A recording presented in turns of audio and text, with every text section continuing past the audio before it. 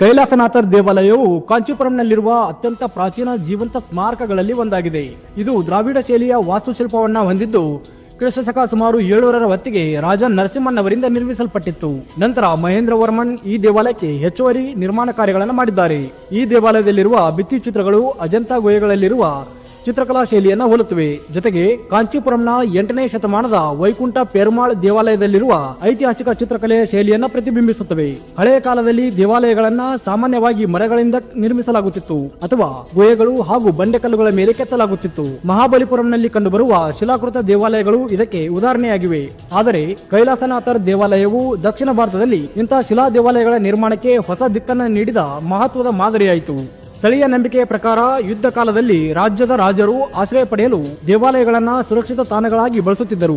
ರಾಜರು ನಿರ್ಮಿಸಿದ ರಹಸ್ಯ ಸುರಂಗವೊಂದು ಇಲ್ಲಿದ್ದು ಅದನ್ನ ಪಲಾಯನ ಮಾರ್ಗವಾಗಿ ಉಪಯೋಗಿಸಲಾಗುತ್ತಿತ್ತು. ಆ ಸುರಂಗದ ಅವಶೇಷಗಳು ಇಂದಿಗೂ ನಮಗೆ ಕಾಣಸಿಗುತ್ತವೆ.